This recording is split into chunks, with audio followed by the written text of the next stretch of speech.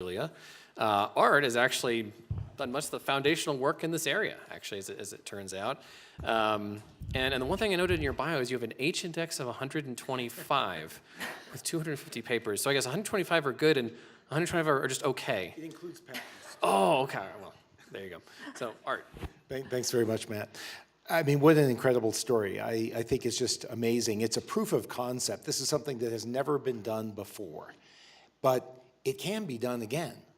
And so what I wanted to do is to just talk a little bit about why it can be done again and how it can be done again and where the field is at for therapeutics. So as you've heard before, developing one new drug classically has taken $2.5 billion, more than $2.5 billion, more than 10 years. And the reason is because in the past, you started out with basic research and drug discovery where you're screening thousands of different molecules that could become a drug, and you're weaning them down to come up with one molecule that is a drug.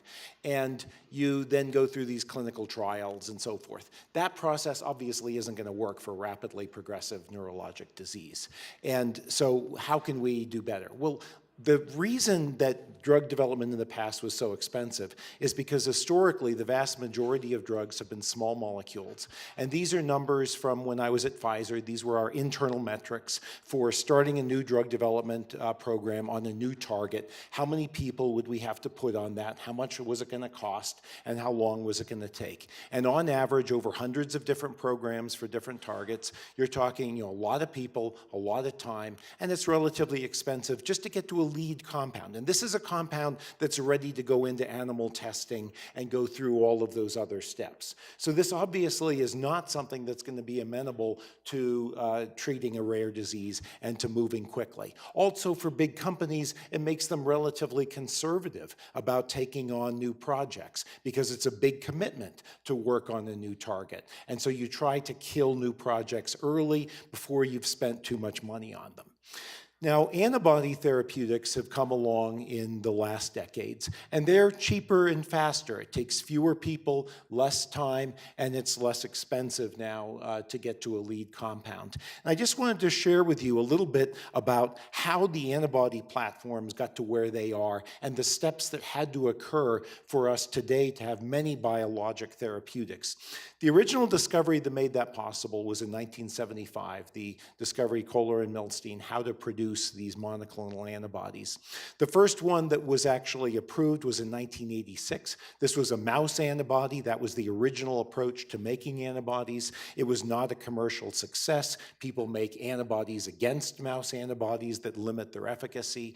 A lot of innovations had to occur in the following decade. Many companies in the field went out of business because they weren't able to get anything commercialized. A lot of big companies gave up on it.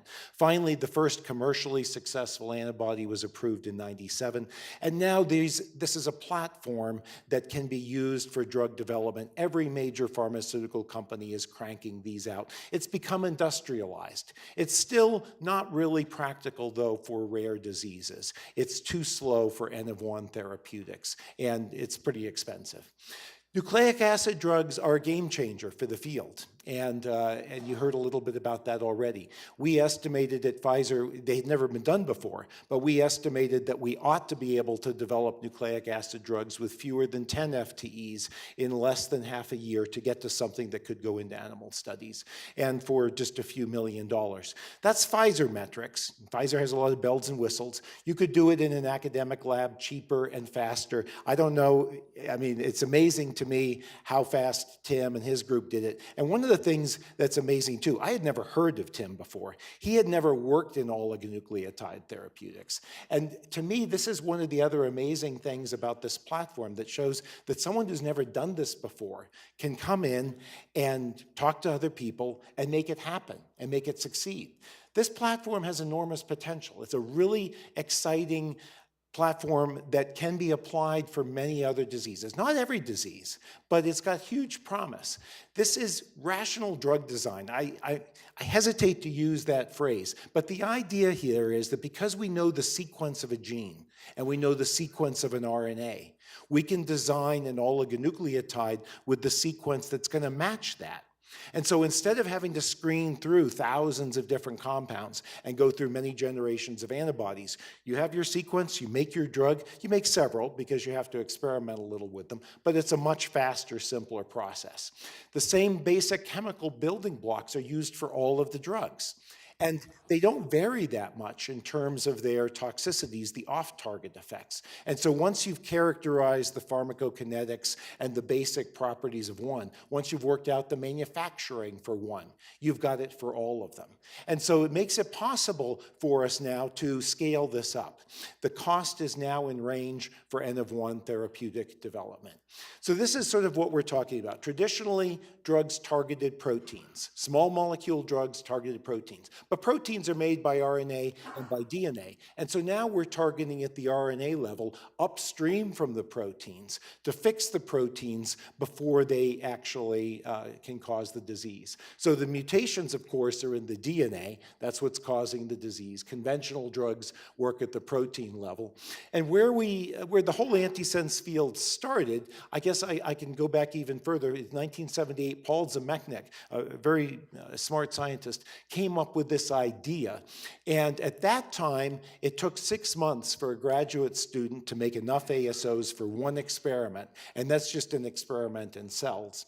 And actually, the chemistry that he used could not possibly have worked. So he published this in PNAS, but it actually couldn't have worked. It was a great idea. And then in the 1980s, when Marv invented automated DNA synthesis, all of a sudden people realized, wow, now we can come back to this and we can scale this up. Also, there were new chemistries that were developed during that time.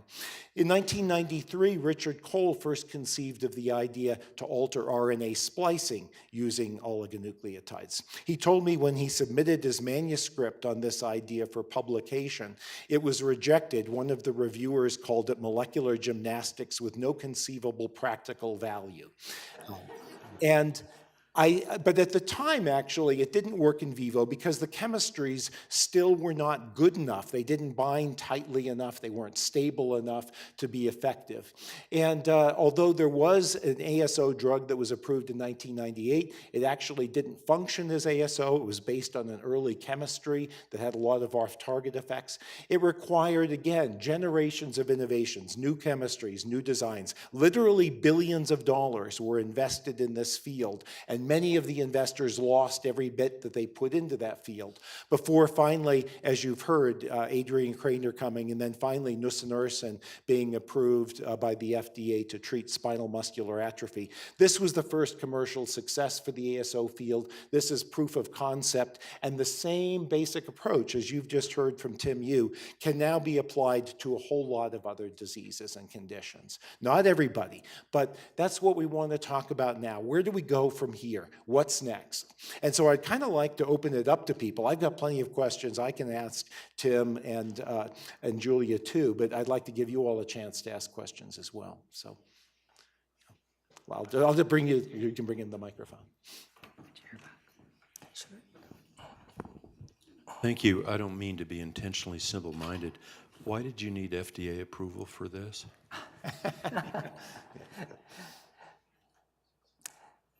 This is a space where I have argued in the past that an intervention like this could be considered a procedure, not unlike a surgeon going in and doing an emergency appendectomy.